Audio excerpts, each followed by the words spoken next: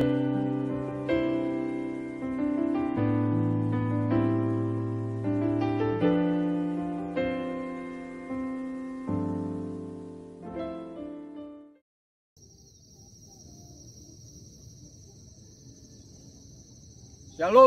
selamat pagi saudara-saudaraku yang dikasihi oleh Tuhan. Senang sekali berjumpa lagi lewat renungan firman Tuhan pagi hari ini. Kami bisa menyapa saudara-saudara. Saudara-saudaraku, mari ambil Alkitab saudara. Kita mau kembali belajar firman-Nya dari kitab 1 Korintus 1 ayat 27 sampai dengan 31. Ayat 27 sampai dengan 31. Demikian firman Tuhan. Tetapi apa yang bodoh bagi dunia dipilih Allah untuk memalukan orang-orang yang berhikmat, dan apa yang lemah bagi dunia dipilih Allah untuk memalukan apa yang kuat. Dan selanjutnya ayat 29, supaya jangan ada seorang manusia pun yang memegahkan diri di hadapan Tuhan, karena itu seperti ada tertulis, barang siapa yang bermegah, hendaklah ia bermegah di dalam Tuhan. Tema renungan firman Tuhan pagi hari ini bicara tentang bermegah di dalam Tuhan. Saudara-saudara tadi sudah melihat beberapa gambar di awal sebelum saya berbicara ini.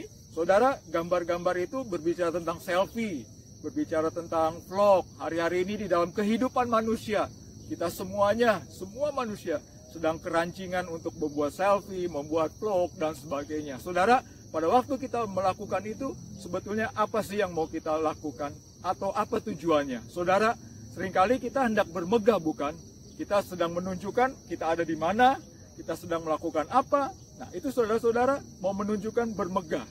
Tapi saudara-saudara, pagi hari ini kita belajar dari firman-Nya bahwa barang siapa hendak bermegah, hendaklah ia bermegah di dalam Tuhan. Ayat 29 intinya, supaya jangan ada seorang manusia pun yang memegahkan diri di hadapan Tuhan. Bahkan di dalam Mazmur 20 ayat 8, orang ini memegahkan kereta, orang itu memegahkan kuda, tetapi kita bermegah dalam nama Tuhan.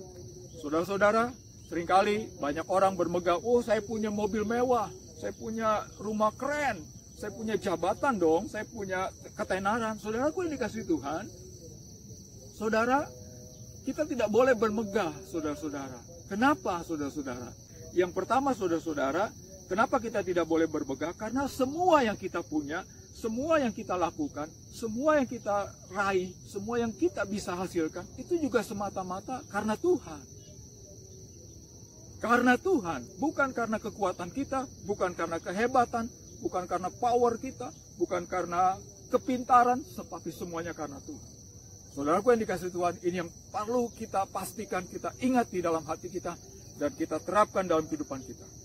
Roma 11 ayat 36, sebab segala sesuatu adalah dari Dia, dan oleh Dia, dan kepada Dia. Bagi Dialah kemuliaan sampai selama-lamanya.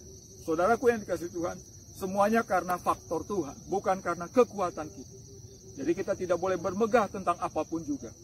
Mungkin hari-hari ini saudara sedang mengalami banyak keberkatan, punya mobil mewah, punya rumah keren, dan sebagainya. Saya mau katakan saudara-saudara, itu karena faktor berkat daripada Tuhan. Karena kasih karunia Tuhan.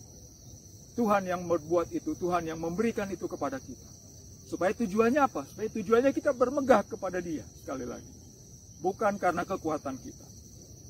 Mari kita sama-sama menyadari hal ini. Ingatlah filosofi fundamental di dalam kehidupan ini, yakni bahwa kita ini manusia, diciptakan Tuhan dari debu tanah. Apa sih debu tanah? Debu tanah itu artinya tidak ada artinya, saudara. Tidak berharga, tidak mempunyai nilai. Kita ini tidak bisa melakukan apapun. Kalau kita bisa hidup kuat, kita bisa hidup keren, kita bisa punya sesuatu hal, itu karena Tuhan. Mari kita bermegah dalam Tuhan, mari kita tinggikan Dia, mari kita puji Dia, mari kita sembah Dia. Tuhan yang baik, yang sudah memberkati saudara dengan saya, itu karena Tuhan. Mari kita bermegah di dalam Tuhan.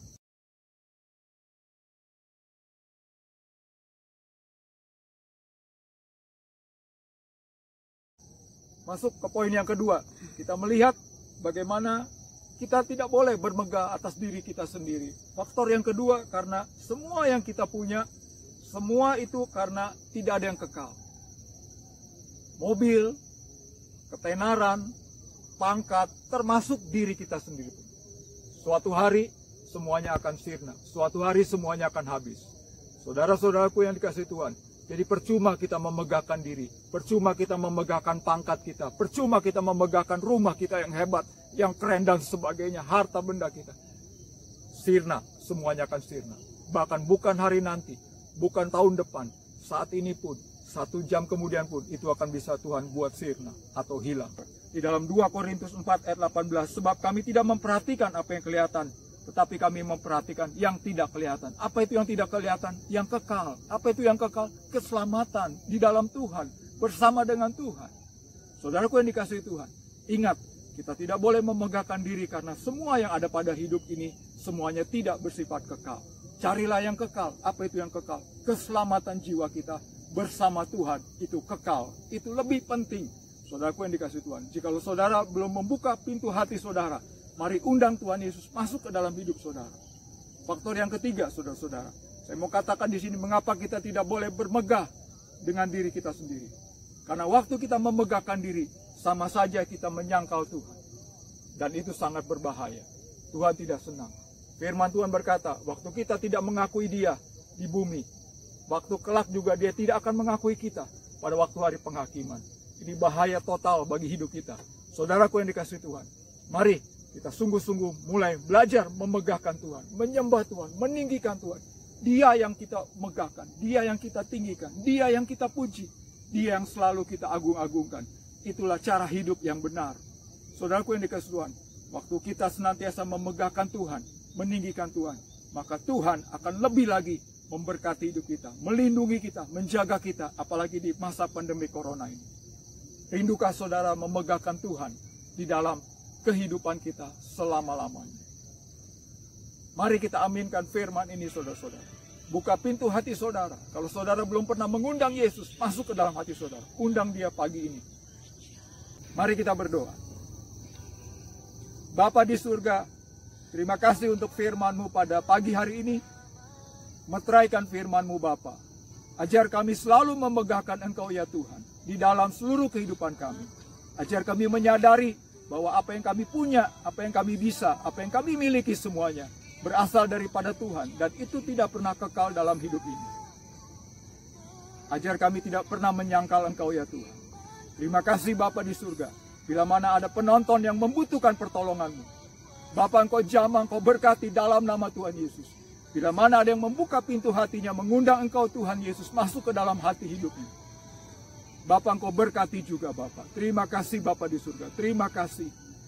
Di dalam nama Tuhan Yesus kami berdoa, kami mengucap syukur. Haleluya. Amin. Saudara-saudaraku yang dikasihi Tuhan, atas nama pengurus besar Yayasan Fibi, kami mengucapkan terima kasih. Sampai berjumpa lagi.